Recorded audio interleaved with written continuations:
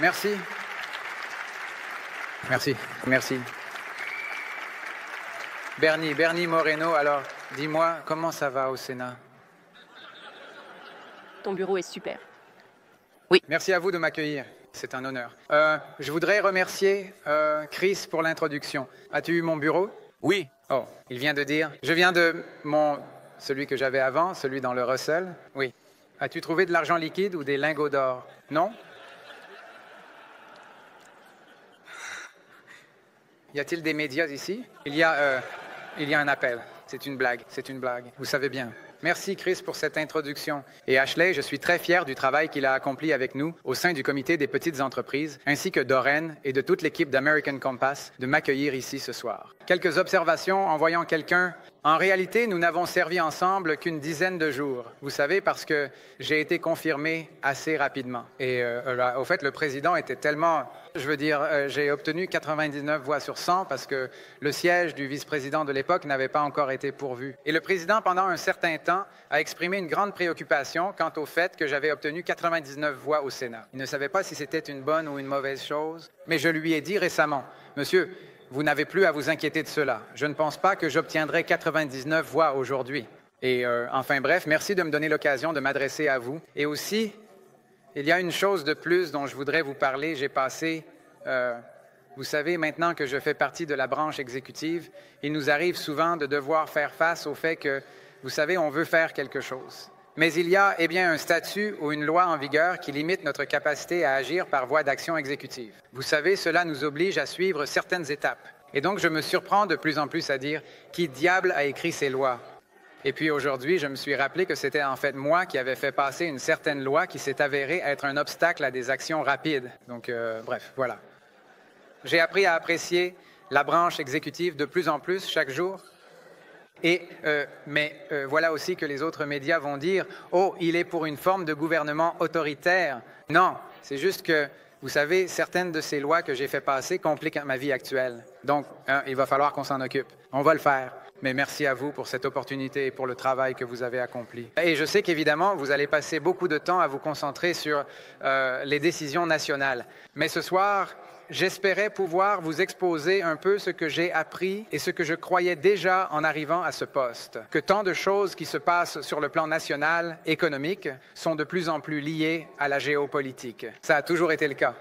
Je pense que c'est l'une des leçons que nous avions oubliées, mais je crois que nous en avons été récemment rappelés à travers un certain nombre d'événements qui l'ont mis en évidence. La première chose que je dirais, c'est que je pense que cela a toujours été vrai. L'une des choses fascinantes, l'une des raisons pour lesquelles l'histoire se répète, comme on aime le dire, c'est parce que la nature humaine ne change pas. Les technologies ont changé, les vêtements que nous portons ont changé, même les langues ont changé, les gouvernements ont changé, beaucoup de choses ont changé, mais la seule chose qui reste inchangée, c'est la nature humaine. Elle est la même aujourd'hui qu'il y a 5000 ans. Et c'est l'une des raisons pour lesquelles l'histoire se répète souvent. Et l'une des caractéristiques de la nature humaine, je ne veux pas donner l'impression de me prendre pour un psychologue, mais je pense que l'histoire prouve que l'un des éléments qui nous sont programmés en tant qu'êtres humains, c'est le désir d'appartenir à un groupe. En fait, si vous remarquez, si vous placez des humains n'importe où, un petit groupe de personnes, l'une des premières choses qu'ils commencent à faire,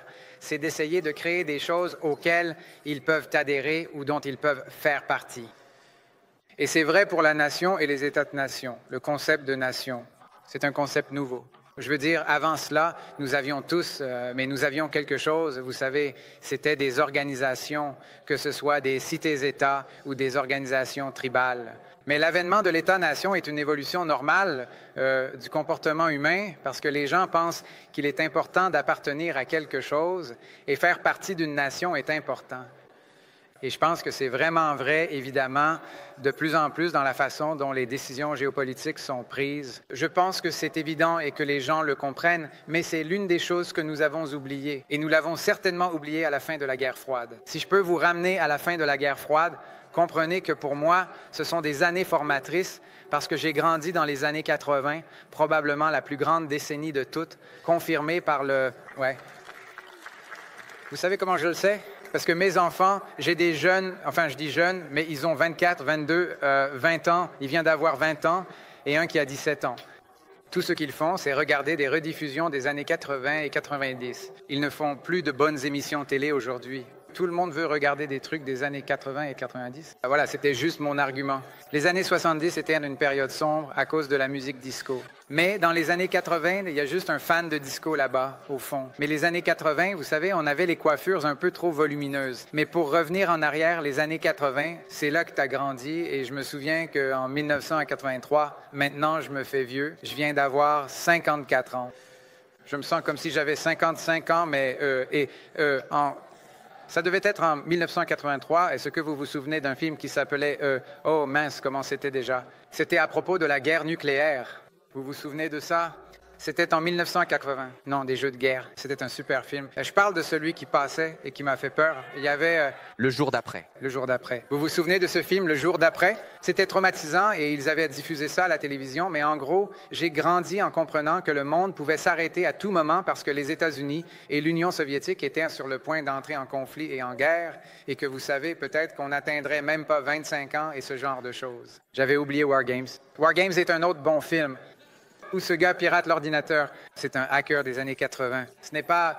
Je me souviens du téléphone et du modem et c'était quoi déjà? Qui était l'acteur? C'était le même Mathieu Broderick. Oui, c'est ça. C'est un super film. Je sais que je suis complètement hors sujet, mais laissez-moi juste vous dire, je vivais à Las Vegas à l'époque et si tu te souviens, la première ville qui fait exploser dans War Games, c'est Las Vegas. Et j'étais assis dans le public pendant que tout le monde riait. Il n'y a rien de drôle dans cette attaque sur Las Vegas. Enfin bref, c'est là où on a grandi. Et puis en 1989, 1990, 1991, c'était mes premières années à l'université et littéralement, le monde entier s'est transformé sous mes yeux.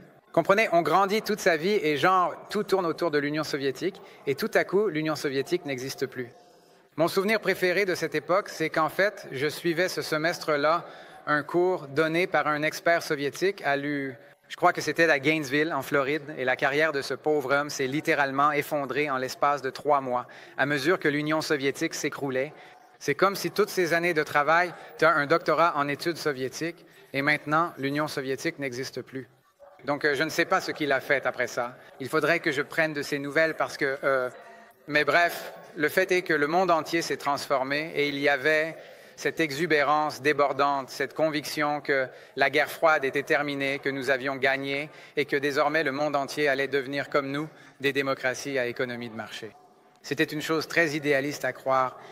Mais voici l'autre conclusion qu'ils ont tirée, à savoir que la nationalité, que cela n'avait plus d'importance en matière d'économie, que désormais le monde n'aurait plus de frontières, peu importe où les choses étaient fabriquées. Ce qui comptait, c'était qu'elles soient produites à l'endroit le plus efficace. Et c'est devenu un mantra. Et voyez-vous, je pense que c'est devenu une partie de l'orthodoxie républicaine pendant très longtemps, une orthodoxie dans laquelle j'ai grandi qui disait « ce n'est pas grave si la capacité de production part dans un autre pays, parce que cela va libérer nos travailleurs pour qu'ils fassent un travail encore plus productif et mieux rémunéré ». C'était l'idée célèbre, ou tristement célèbre, selon laquelle, peu importe que vous ayez perdu votre emploi à l'usine, tu vas apprendre à coder et ensuite tu vas gagner beaucoup plus d'argent en faisant ça. Eh bien, c'était complètement irréaliste, premièrement, et cela a été incroyablement perturbateur quand cette décision a été prise.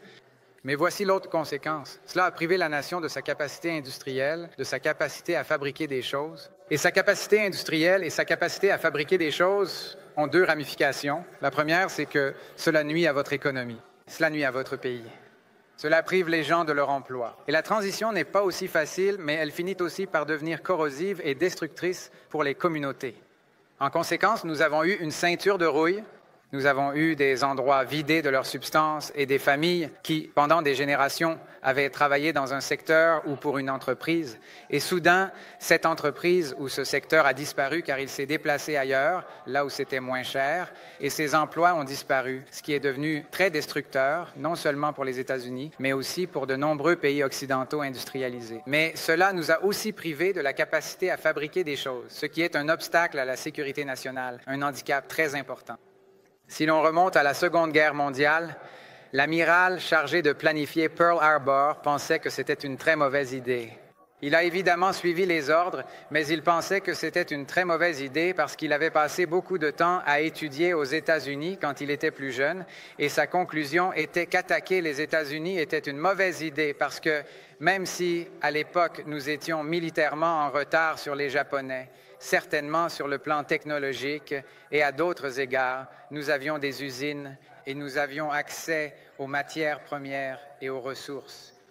Et il savait qu'avec le temps, une fois que ces usines et ces matières premières seraient mises au service de la machine de guerre, les Japonais ne pourraient pas suivre le rythme. Et on peut très bien soutenir que la fin de la Seconde Guerre mondiale, que la victoire lors de la Seconde Guerre mondiale, tant en Europe qu'en Asie, a été le résultat de la capacité industrielle de l'Amérique. Quand les Japonais perdaient un avion, ils perdaient un avion. Quand nous perdions un avion, et leurs avions étaient meilleurs que les nôtres pendant longtemps, quand nous perdions un avion, nous étions capables d'en produire des centaines pour le remplacer. La capacité industrielle comptait en matière de sécurité nationale. Et cela n'a jamais changé. Cela a toujours été vrai. Et donc aujourd'hui, ce que l'on constate, c'est qu'à cause de toutes ces années de négligence, à cause de la perte de capacité industrielle, nous n'avons pas seulement fragilisé notre société, nous n'avons pas seulement affaibli notre économie intérieure, nous avons aussi sapé notre position dans le monde.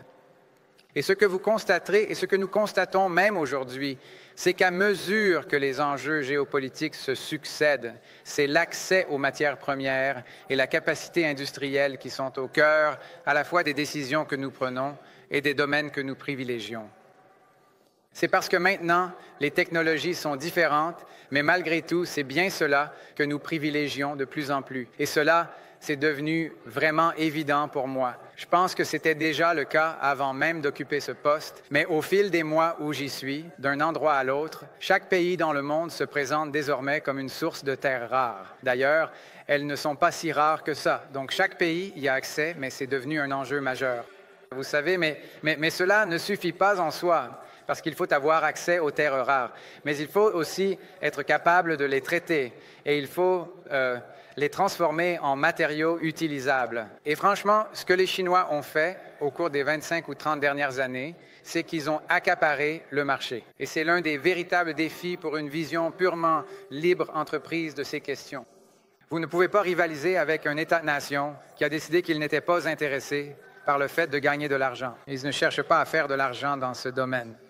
Ce qui les intéresse à court terme, c'est de dominer le marché, d'être le seul fournisseur mondial d'un certain produit.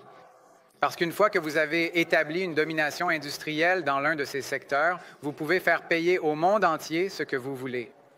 Maintenant, une chose serait de dire, eh bien, cela s'est produit parce qu'ils sont tout simplement meilleurs que nous. Mais ce n'est pas pour cette raison que cela s'est produit. Cela s'est produit parce que nous l'avons littéralement abandonné, parce que nous avons pris la décision politique, que cela ne posait pas de problème, que nous étions d'accord pour que plus de 80% des principes actifs de la plupart de nos médicaments génériques proviennent d'un autre pays. Nous étions d'accord pour céder cela. Nous étions d'accord pour abandonner toutes sortes de choses comme ça. Et maintenant, nous sommes dans une situation critique. Et quand je dis « nous », je veux dire que le reste du monde est dans une situation critique parce que nous avons réalisé que notre capacité industrielle dépend fortement de plusieurs États-nations potentiellement adversaires, y compris la Chine, qui peut s'en servir comme moyen de pression contre nous. Ainsi, à bien des égards, la nature de la géopolitique s'est désormais adaptée à cela et continue de s'y adapter.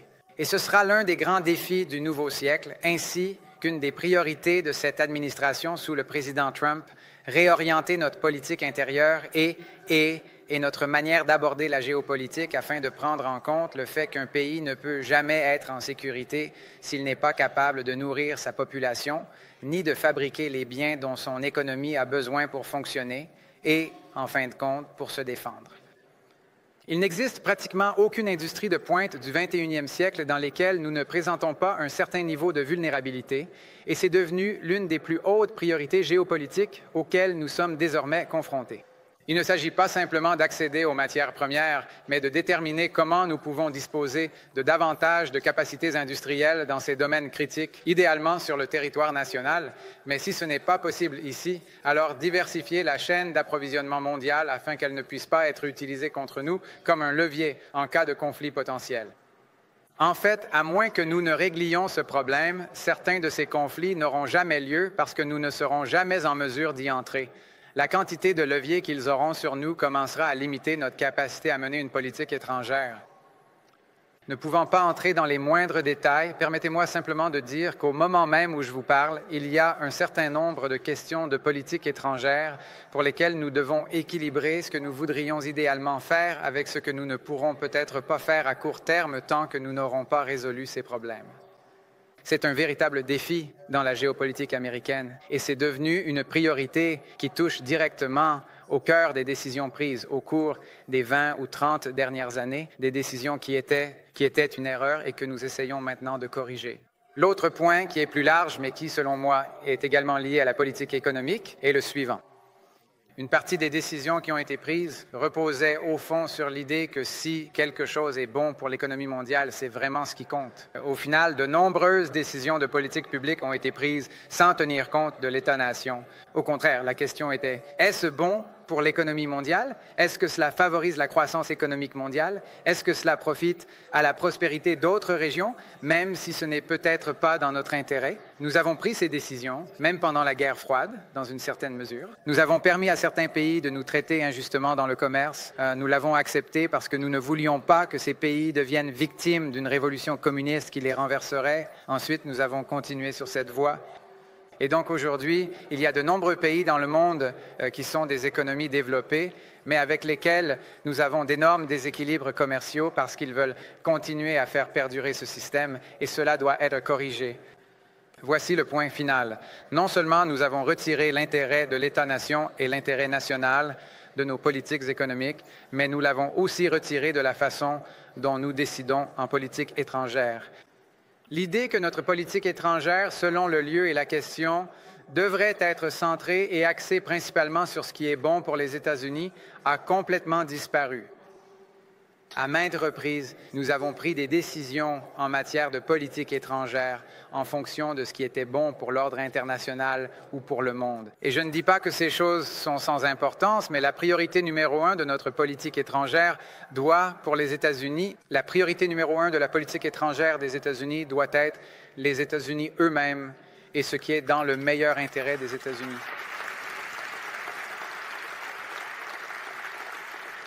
Ce n'est pas de l'isolationnisme, c'est du bon sens.